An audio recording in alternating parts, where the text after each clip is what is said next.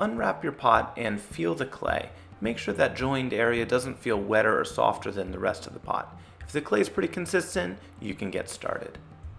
I want to begin by using my pencils again to check for vertical. You can see part of my pot has more of a gap where the top is leaning in. So what you want to do is belly the clay out. So I'm supporting the clay below and I'm rubbing my finger back and forth on the inside to try to bring that clay back out. Recheck with your pencils as often as you need. Get down to eye level at times and really look at it. Once you have the walls vertical, you're going to spend a good amount of time smoothing. The goal here is to get the clay as even and flat and perfect as possible. Go back and forth with the different strategies like compressing the clay with your serrated rib, smoothing with the smooth rib, using your finger. Any of those strategies will work. If your clay is getting a little stiff, occasionally you can use just a little bit of water, but don't overdo it. You don't want to re-soften the clay too much. Get down to eye level and check the rim. Mine's level, but if needed, you can trim that off.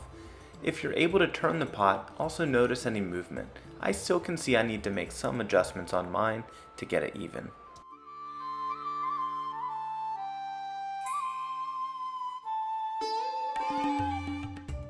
With the rim level, we're going to flip it over gently and pay some final attention to the foot. Our goal is to create a flat, even circle that's smooth all the way around with a beveled edge on the bottom. This beveled edge is going to help the pot look nicer, but it's also going to help it sit nicer on the table.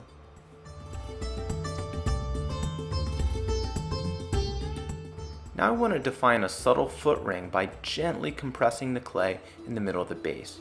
Starting with the serrated rib while turning my pot, being very gentle here. Then come in with the metal rib and smooth it out the rest of the way.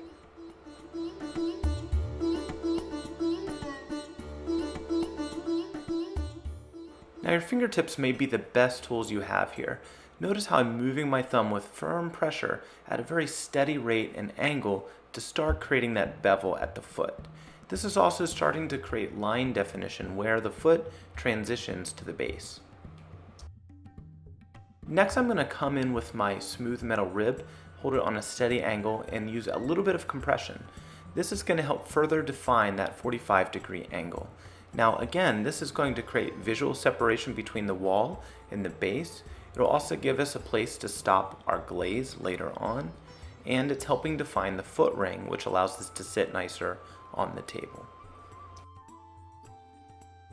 Alternate between smoothing the side of the base, the bevel, and the foot. You're creating three specific angles here with kind of a line of separation between them where the clay changes direction. You want to try to get this line as crisp and even as possible. If you ever have any clay areas that are sticking out too far, you can gently trim that off. If you ever have any dents, you could try pushing them out from the inside, or you could fill them in with just a tiny bit of soft clay to score and slip it on first. Use water anytime if needed if the clay is just getting a little bit firm. Now here you can see those angles that I'm talking about at the changes of direction. 2 lines. Now place your pencil gently on the top. Look at that shadow. Do you see how the base is slightly concave?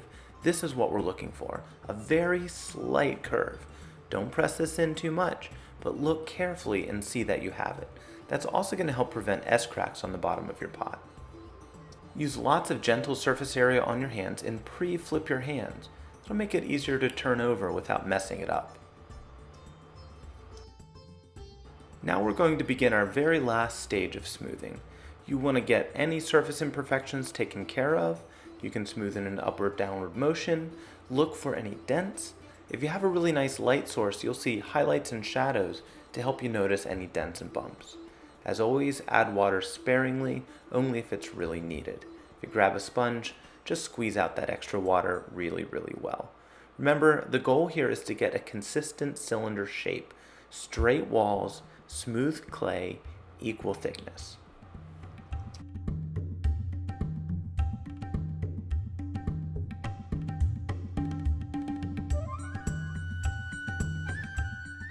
Now we're going to pay a little attention on the rim. Nobody wants to drink from a harsh cut slab like mine is right now. You want to pinch this out just a little bit thinner. Now don't get the clay paper thin here on the edge, that is more likely to chip. What I'm really doing is just smoothing out those two corners at the top of the cut slab. Gently use that pinching motion to also get the rim even thickness. If you have any thick spots, pinch them out. If the clay ends up going a little taller in those areas, trim that off. All the while, you want to keep this a really nice circle. Come in with your sponge slightly damp and go across that rim, then use fingertips a few times to get that really, really soft and even. You want to make this nice to drink out of. So you want a rim that is thin but not paper thin.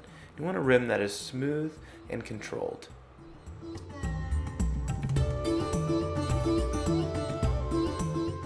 Now we're going to wrap this clay again in plastic until we're ready to finish it and do the handle. If the clay is a little on the soft side, use plastic only. If it's leather hard already, you may want to use that damp paper towel with all the excess water squeezed out, then plastic.